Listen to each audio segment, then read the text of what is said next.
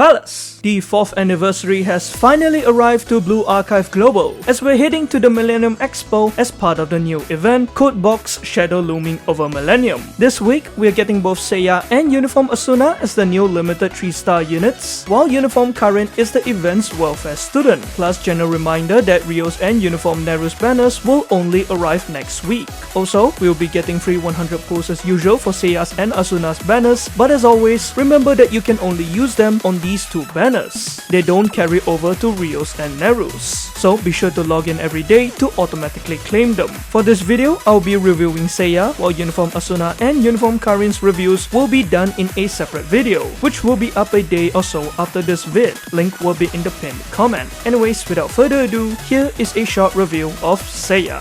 Boys, I know some of y'all have waited for this moment cause the highly anticipated sexiest Tea Party member who is no longer mute is finally here. It's Yurizono Seia. Good golly gumdrops fellas, I'm a big Seia fan cause not only is she cute, flat and one of the sexiest kanis in the game with delicious smelly armpits, but also because she is finally no longer mute, being voiced by the Atsumi Tanizaki, the voice actor for some of my favorite characters like Inui from My Dress Up Darling, Spy Family's Anya, Makien's Tsukinoki Senpai, and most importantly, Anbi from ZZZ, as well as mother freaking Freeren, which is why I'm prioritizing Seiya's banner over Asuna's. I am glad that she is arriving to Global at long last. My Seia bros can rejoice, and I also have to apologize to you guys for all my Seia jokes before, cause now I'm on the receiving end with Erika. So, what kind of student is she? Well, Seia is a limited piercing support striker with purple armor whose terrain moods are as follows: B combat power in urban terrains, D combat power in field, and S combat power indoors. She also uses shoes, pin and necklace for her equipment, all of which increases survivability as a supporter.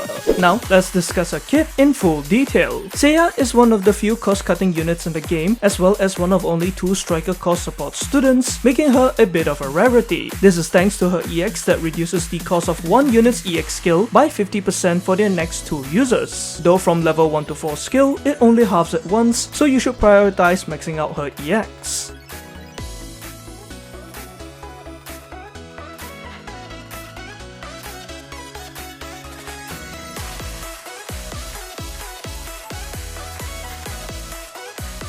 This ability, which can be activated for the very cheap cost of 3, is really good because it allows for stronger damage bursts as you'll be able to activate your DPS unit's discounted EX more times, plus you would partner her with damage dealers who have expensive EX skills as a cost reduction can help them activate their EXs quicker, while also allowing for faster rotations. Also, it does not work on special units since you cannot directly target them, and this applies to TS units too, including Ibuki plus Iroha's combined EX. Other than that, whenever she procs her EX, she increases her own cost recovery by 718 at level 5 skill for the pretty okay duration of 15 seconds. This is really useful because the slight boost to the cost meter's recovery speed can benefit the whole team, and combine this together with her cost cutting ability makes Seia one of the best skill rotators in the game, as she can help with executing rotations faster while allowing you to dish out damage quicker and more frequently. Moving on, Seiya's basic skill is able to increase her own as well as one other ally's piercing effectiveness by 49.8% at level 10 skill for the decent duration of 25 seconds, with this skill also having a good proc time of 35 seconds, meaning there is only a short 10-second downtime between activations after the initial one.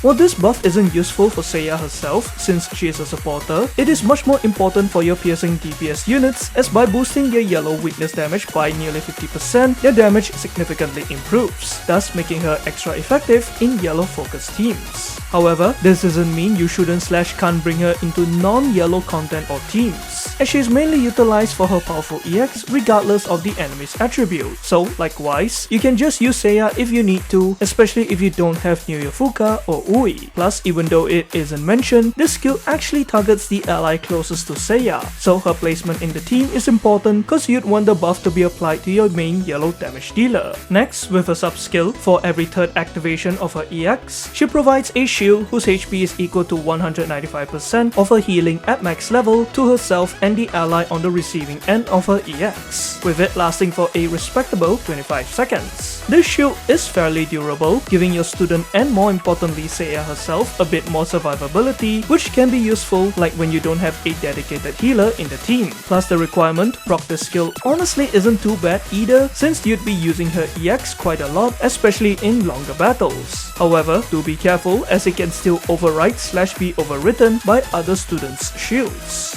Finally, her enhanced skill increases her healing by 26.6% at level 10 skill, directly improving her sub's shield durability, while her enhanced skill plus at UE40 grants her an additional 19% buff retention, extending the duration of her EX's cost recovery buff to around 18 seconds, and both her basics piercing effectiveness buff as well as her sub's shield from 25 seconds to nearly 30 seconds. Even though her enhanced plus is really good and can be a decent investment as it affects her 3 other skills, it isn't that important since the base durations are plenty long and 3 stars is usually more than enough. Same can be said for her UE50, which upgrades her mood in indoor terrains from S to SS, cause as a supporter, this improved terrain mood isn't necessary. Overall, Seia is a strong cost support unit who has a bunch of other utility in her kit, in the form of increased cost recovery, a potent piercing effectiveness buff, and fairly durable shields. Before I move on to her users, I like to briefly compare Seia with Ui, the other striker cost supporter. In essence, who you use between them really depends on the content you're tackling and the team you're employing, as they both have different armor types and range.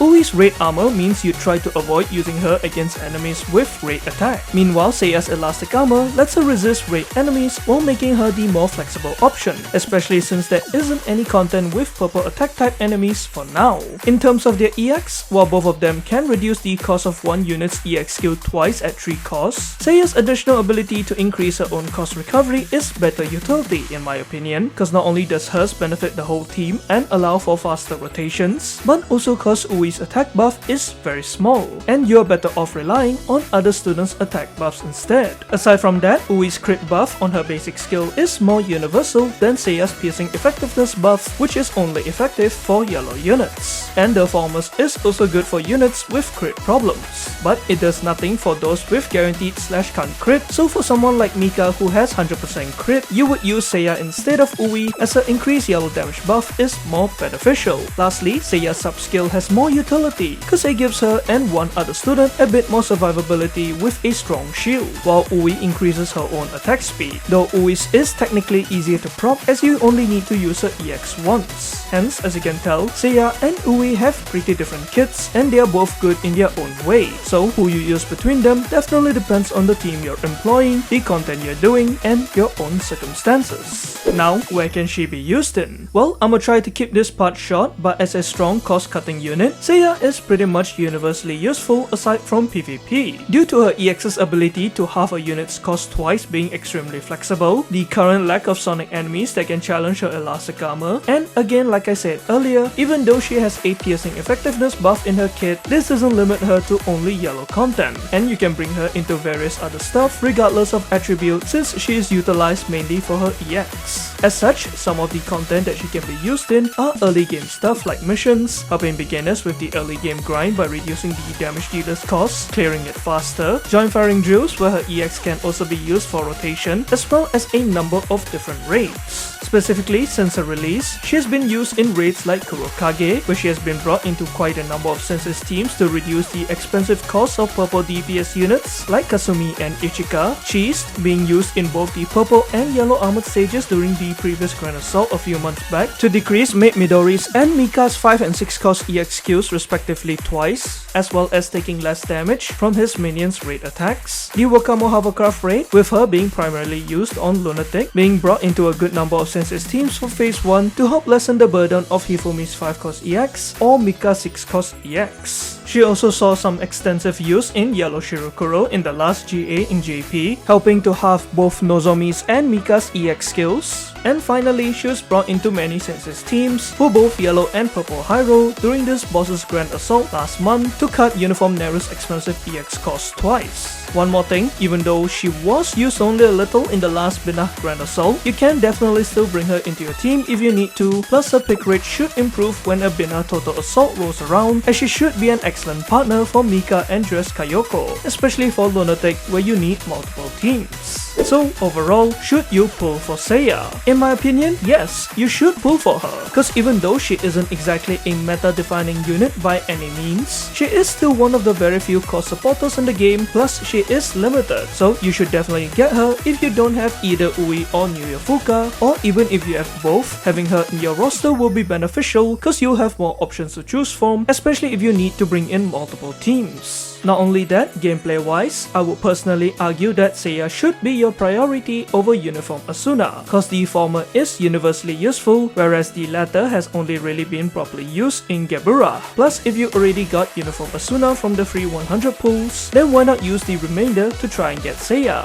Or if you're a Seia fan and you've been waiting a long time for her, then of course, go ahead and pull for her. On the flip side, if you still prefer to pull for Uniform Asuna, maybe because she's your waifu, or if you still haven't gotten Seia after using the free 100 pulls, and you need to save your Paroxysms for next week, perhaps cause you don't have enough, then I guess you may skip her. Either ways, I would still suggest trying to get her, but the choice is ultimately yours. And that's all for this review. Again, keep in mind that the Uniform Asuna and Uniform Karin reviews will be uploaded in a separate video. I'll put the link in the pinned comment once it's uploaded. Anyways, thanks for watching, let me know who you're pulling for, good luck with your pulls, and I'll see y'all in the next one.